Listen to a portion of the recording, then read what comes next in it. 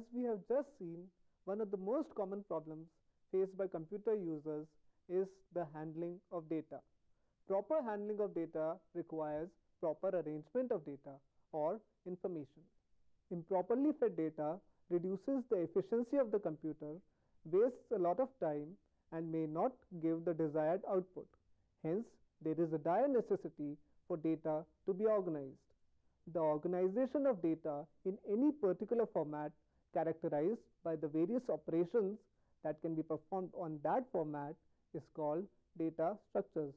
It is a structure as defined by the user. The organization of data in real life is not very different from that in computers. Let us see an example of the organization of data in real life. When the cupboard is stuffed haphazardly and you try to take out something, this is what happens.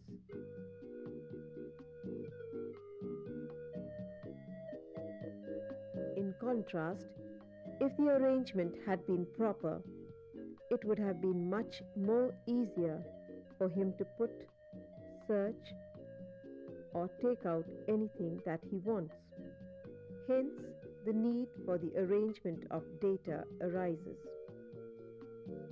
Data must be organized so as to give faster access to data, help in preparing the programs accordingly, reduce the time required for complete processing, save the main memory space. Broadly, data structures can be classified as linear and non-linear data structures. Linear data structures are those in which data is arranged in a sequential or consecutive manner, whereas in a non-linear data structure, data isn't arranged sequentially. Example, trees. We shall now mainly concentrate on the linear data structures. Linear data structures can be broadly categorized under four major groups. 1. Arrays. 2. Stacks. 3. Queues. And 4. Linked lists. Moving on to arrays now. An array is the simplest linear data structure. It's a finite set of homogeneous elements. It can be referred by a single variable name. It follows a variable name called the subscript for the array. The number of elements in an array is called the length or the range of the array. Let us see a real-life example of an array. The way these books are arranged in a library is very similar to an array. You can add, search, or take out any book from anywhere in the shelf. Arrangement of data is similar in an array. Arrays can be classified as one-dimensional, multidimensional, and circular arrays.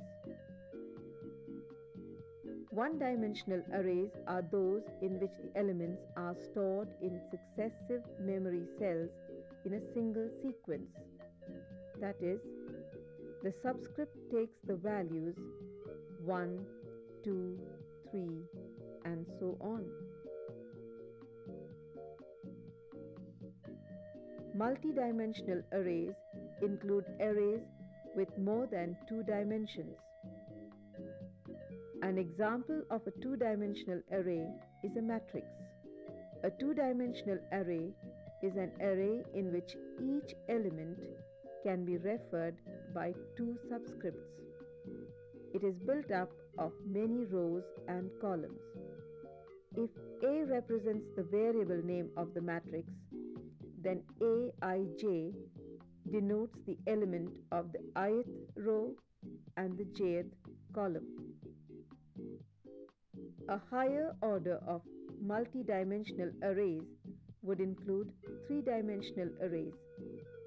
A cube in which the 3 direction represent the direction for the elements to be arranged is an example of a three-dimensional array. A 3D array can be denoted by Bijk, where I, J, and K denote the position of the element in three directions of the array.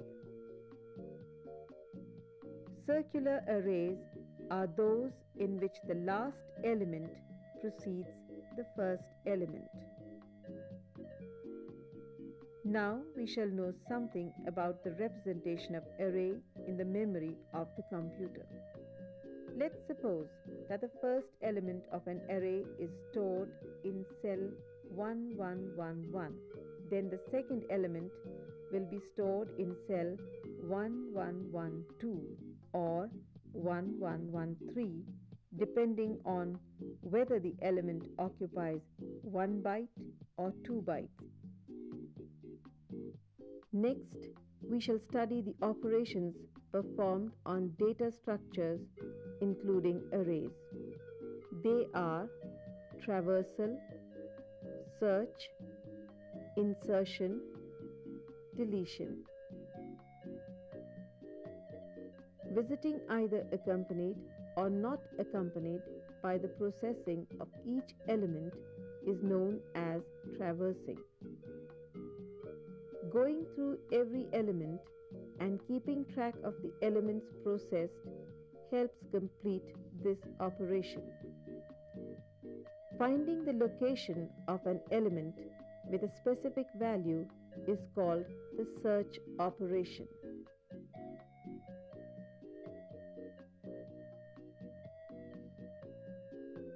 The process of adding a new data item to the array is called insertion. Insertion is possible only when there is any memory space left in the area allocated for the array storage.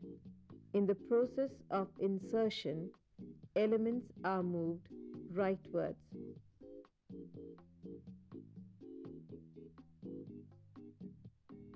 Deletion is the process of removing elements from the array. In the process of deletion, elements left are pushed leftwards. In the last few minutes, we looked at the various aspects, operations, features, and types of the data structure arrays. But after studying all these, the first question that comes to our mind is, where do we apply these kind of data structures? The solution to this is a careful examination of its various practical applications. The applications include sorting of data and search for a particular element. Sorting refers to the operation of arranging the elements in a particular order. Example, in ascending or descending order, as shown for the books. A quick and an efficient method of searching the arrays is the binary search. Preconditions for the binary search are sorted array and known number of elements. Steps involved in the operations are 1. To find the middle element of the array. 2. Comparison with the required element. 3. Concentration on the one half containing the required element. 4. Steps 2 and 3 are repeated until the required element is obtained. In this part of the program, we have seen how efficiently the operations can be performed with the help of data structure arrays. Now, we will be looking forward to seeing you in the next part of the program with the other data structures, stacks and queues.